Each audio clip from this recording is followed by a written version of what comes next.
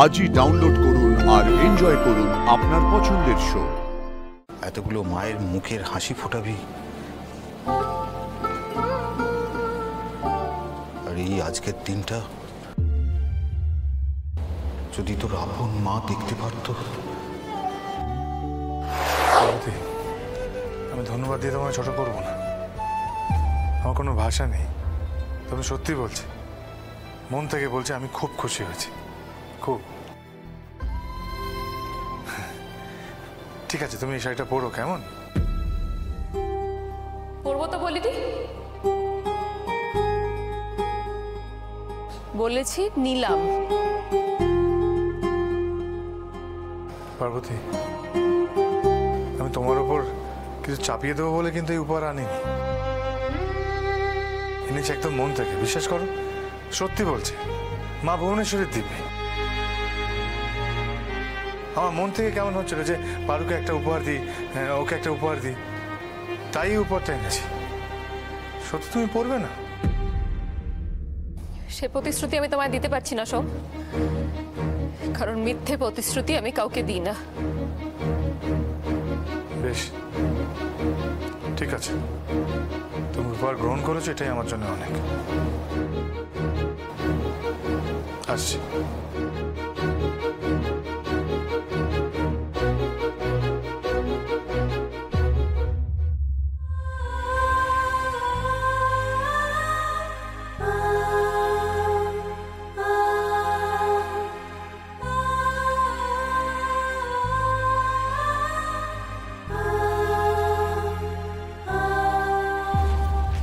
দাদামণি, বৌদি খুব রেগেছিল তাই না? এটা কেউ জিজ্ঞেস করে? সেটাই তো স্বাভাবিক। আচ্ছা দাদামণি, তুমি কি বলো তো, এমনটা কেউ করে? আচ্ছা, তোদের কি মনে হয় রে? তোদের দাদামণি খুব খারাপ, তাই না? শোন, যখন যখন প্রথম নিয়ে এলাম জিনিসপত্রগুলো, এই উপহারগুলো, তখন দেখলি না দৌড়ে ঘরে ঢুকে গেলাম। আরে তখনই ওখান থেকে একটা প্যাকেট বৌদির জন্য রেখে চলে এসেছি। ও, এইবার বুঝেছি তুমি কেন ঘরে গেলে। তার মানে তুমি কি পার্বতীকে লুকিয়ে লুকিয়ে গিফট দিলে? আচ্ছা সন্ধ্যা, কি দিলে গো? স্পেশাল কোনো গিফট? বলো বলো। হ্যাঁ সন্ধ্যা, বলো বলো, কি গিফট দিলে, আমরাও জানতে চাই, বলো। না মানে সেরকম কিছু নয়, খুবই সাধারণ, ওই একটা শাড়ি। আসলে ও তো খুব অভিমানী। ও তো খুব অভিমানী, তাই জন্য চুপি চুপি গিভিং। হ্যাঁ, এই বুঝলি, আমাদের দাদামণি আসলে সিঙ্কিং সিঙ্কিং ওয়াটার ড্রিঙ্কিং। কি বললে এটা? আরে ও ইংরেজিতে সব বলতে থাকে। দূর ছাড়ো তো, ও আসলে বলছে আমাদের দাদামণি ডুবে ডুবে জল খাচ্ছে।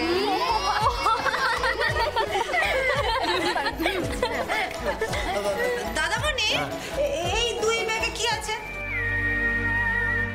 ও এখানে, এটা হলো গিয়ে শাড়ি। এতগুলো শাড়ি কার জন্য দাদামণি? এই দেখ, এই দেবী দুর্গা আরাধনা, মানে মায়ের আরাধনা তো, যে মারা সারা জীবন ধরে কষ্ট পাচ্ছেন, সবকিছু থেকেও তাদের কাছে কিছু নেই, ভাগ্যের খেলার জন্য তাদের সবসময় চোখ থেকে জল পড়ছে, তাদের সন্তানরা তাদের কাছে নেই, সেই মায়েদেরকে এবারে এই শাড়িগুলো বিতরণ করা হবে। ডাকাত তো ডাকাত, চোর তো চোর, খুনি তো খুনি। তো তুমি এসব শুনে গুটি গুটি চলে এলে? হ্যাঁ, বাধা দিতে পারলে না? ভুল করে মানুষকে বোঝাতে পারলে না? কি করে বোঝাবো রায় সাহেব? গ্রামের সবাই তো সোমকে একেবারে ধন্য ধন্য করছে, আর সোম ওদেরকে বোঝাচ্ছে যে তার চোখে নাকি সবাই সমান, সব মানুষ নাকি সুন্দর। হ্যাঁ, সে তো বলবেই। হ্যাঁ, সোম মনে করছে ও আর আমি এখন সমান সমান। এই করতে করতে একদিন মাথায় চড়ে বসবে। বাবা, বলছি যে আমরাও যদি একটা বস্ত্র বিতরণ অনুষ্ঠান করি ওদের থেকে আরো বড় করে। বাবা, কিন্তু ক্রমশ সুযোগ্য পুত্র হয়ে উঠছো। না, বলছি যে ওদেরকে তো টেক্কা দিতে হবে। হ্যাঁ, ওরা দেবে ওই চোর, ওই ছ্যাচোর এদের, আর আমরা দেবো কাদের? পুলিশদের। কেমন হবে বাবা? হ্যাঁ,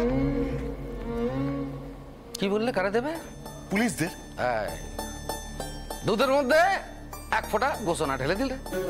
আরে ভুলেই গেছিলাম, তুমি যেমন আমার ছেলে তোমার তো মায়েরও ছেলে। হ্যাঁ সমীর, আগে আচ্ছা বস্ত্র বিতরণ আমরা করবো, তবে সোমের টেক্কা দিতে নয়, সোমের বদলে আমরা করবো। এমন ব্যবস্থা করতে হবে যাতে সোমের ওই বস্ত্র বিতরণ বেচতে যায়।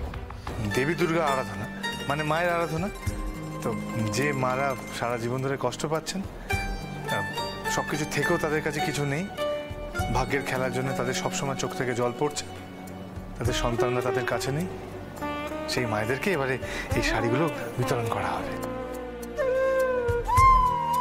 ঠিক বুঝলাম না সোমদা। এবছর প্রেসিডেন্ট অফিস থেকে বস্ত্র বিতরণ হবে। ওই যে সংশোধনাগারের সব মহিলাদের এই বস্ত্র বিতরণ করা হয়। মানে আমি বলে দিয়েছিলাম, ওই বিকাশ সমস্ত ব্যবস্থা করে দিয়েছে। এই পাজামা, এই দাঁড়িয়ে আছিস, এগুলো তো এখানে রাখলে চলবে না, নিয়ে যা। আয় এদিকে, পারবি তো? পারবি তো?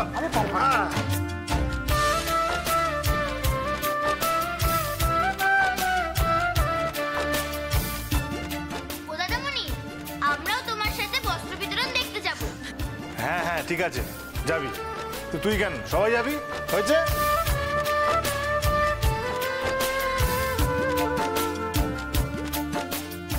তুই কবে এত বড় হয়ে গেলি শুন? যতই বড় হই বাবা, তোমার কাছে তো ছোটই আছে। মানুষ না বয়সে বাড়ে না, মাপে বাড়ে। তুই এখন অনেক বড় মাপের মানুষ হয়ে গেছিস।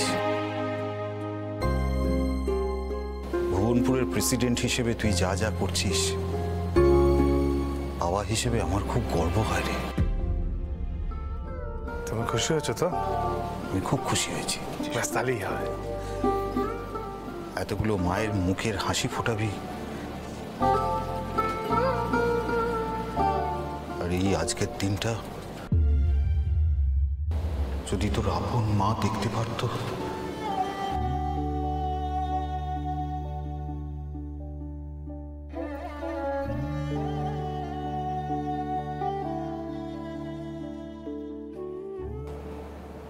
নিশ্চয়ই দেখতে পাবে বাবা, নিশ্চয়ই দেখতে পাবে। মা ভুবনেশ্বরীর আশীর্বাদে নিশ্চয়ই দেখতে পাবে।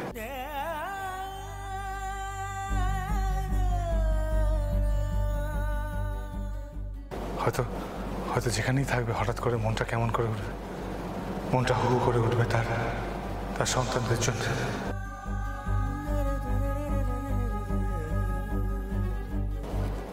আমাদের জন্য।